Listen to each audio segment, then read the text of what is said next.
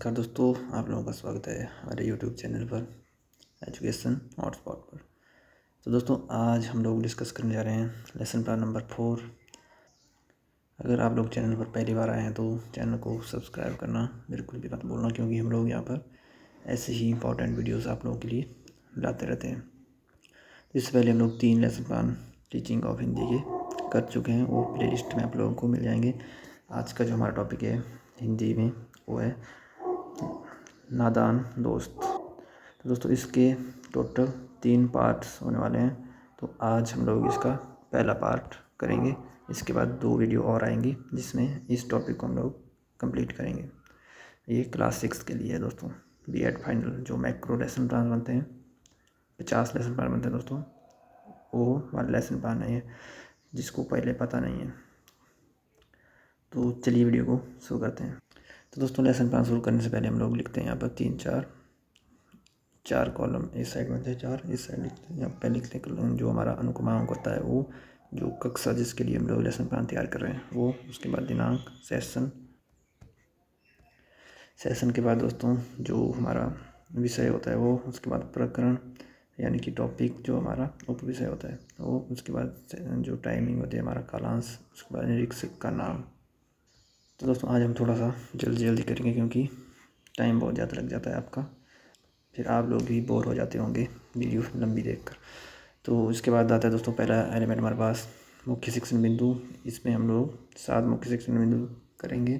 पहला है आदर्श वाचन, उच्चारण अभ्यास, कठिन शब्दों का अर्थ, अनुकरण अभ्यास, उसके बाद व्याख्या, उसके बाद बोधात्मक प्रश्न और मौन वाचन।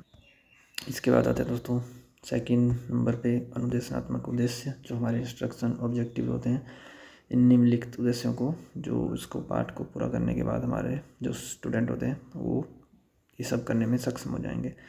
कहानी का नाम बताने में, उच्चारण करने में और कठिन शब्दों का अर्थ बताने में, कहानी की व्याख्या करने में, शब्दों के अर्थ में अंतर स्पष्ट करने में और सारांश देने। इसके बाद लिखेंगे दोस्तों हम लोग शिक्षण सामग्री 2 प्रकार की होती है। इसके बाद होता है जो स्टूडेंट होते हैं उनके पूर्व ज्ञान का परीक्षण होता है 4th नंबर पर। यहाँ पर कुछ एक प्रश्न पूछे जाते हैं उनसे। तो दोस्तों, आप लोग इसको नोट डाउन कर लेना यहाँ पर क्वेश्चन को।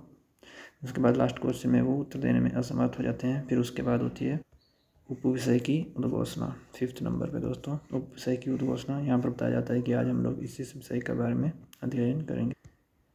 तो फिर यहाँ पर होगी दोस्तों हमारे विषय की उद्घोषणा समाप्त। इसके बाद हो जाती है प्रेजेंटेशन स्टार्ट। तो यहाँ पर हम लोग 4 कॉलम बनाते हैं। पहले में होता है मुख्य शिक्षण बिंदु, छात्र, अध्यापिका या अध्यापक क्रियाएं, उसके बाद होती है स्टूडेंट क्रियाएं जो छात्र क्रियाएं होती हैं, उसके बाद होता है स्वयंपाठ कार्य। और फिर यहाँ पर लिखेंगे दोस्तों हम लोग भूमिका में टीचर उनको पुस्तक निकालने के लिए कहेगा और इतना नंबर पेज निकालिए। उसके बाद सभी अपनी उत्तर पुस्तिका निकालेंगे, छात्र क्रिया में ये लिखा जाएगा।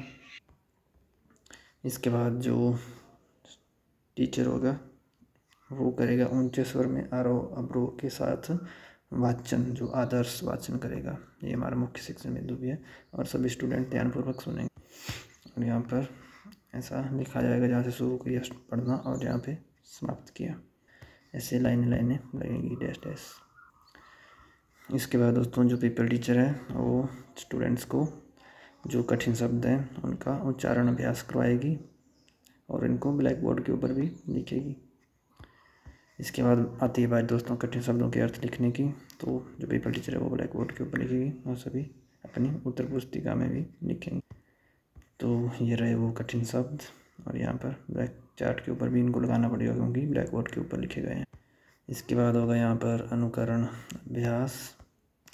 यहाँ पे जो पेपर टीचर है वो 2 या 3 स्टूडेंट्स से अनुकरण अभ्यास करवाएगी, जहाँ से पढ़ना शुरू किया वहाँ से और जहाँ तक लास्ट में लिखा है वो लिखेंगे 1-2 लाइन और बीच में डैश डैश। और सभी स्टूडेंट जो है तो सस्वर पाठ का अनुकरण अभ्यास करेंगे। इसके बाद एंड में व्याख्या होगी, छात्र अध्यापक किया जो पाठ का व्याख्या सुनाएगी बच्चों को और सभी जो है तो ध्यानपूर्वक सुन। और ये रहा दोस्तों आपका फ्लैश कार्ड, यहाँ पर क्योंकि जहाँ पर हम लोग कठिन शब्द लिखवाते हैं उसके सामने लगता है, बिल्कुल सामने। इसके बाद आती है बारी बोधात्मक प्रश्नों की। तो यहाँ पर निम्नलिखित प्रश्न पूछेगी पीपल टीचर और बच्चे आंसर देंगे, उनको ब्लैक बोर्ड के ऊपर लिखेगी और उनको कहेगी शाबाश ठीक है बैठ जाओ। ये रहा अगला क्वेश्चन, इसका आंसर, और यहाँ पर उनको शाबाश ठीक है बैठकर उनको बैठने के लिए कहेगी। उसके बाद आंसर ब्लैक बोर्ड के ऊपर। उसके बाद आएगा मौन वाचन, जो कमांड देगी टीचर स्टूडेंट्स को भी मौन वाचन करो इसका, और बच्चे मौन वाचन करेंगे। इसके बाद होगी दोस्तों 7 नंबर पर पुनरावृत्ति, यानी कि जो हम लोगों ने आज पढ़ा उसके बारे में हमने ये पढ़ा और विस्तारपूर्वक इसका अध्ययन किया। और इसके बाद होगा 8 नंबर मूल्यांकन। मूल्यांकन के लिए कुछ एक क्वेश्चन पूछे जाएंगे स्टूडेंट से, जो कि ये रहे। इसके बाद दिया जाएगा स्टूडेंट्स को होमवर्क और इसको ब्लैक बोर्ड के ऊपर लिखा जाता है, तो यहाँ पर ब्लैक चार्ट का प्रयोग होगा। और लास्ट में लिखा जाता है प्रतिपुष्टि, और नीचे लास्ट बिल्कुल राइट साइड में पर्यवेक्षक के हस्ताक्षर, या अगर टीचर मैम होगी आपकी तो पर्यवेक्षिका लिखा जाएगा यहाँ पर, और यहाँ पर वो आपको फीडबैक देंगे।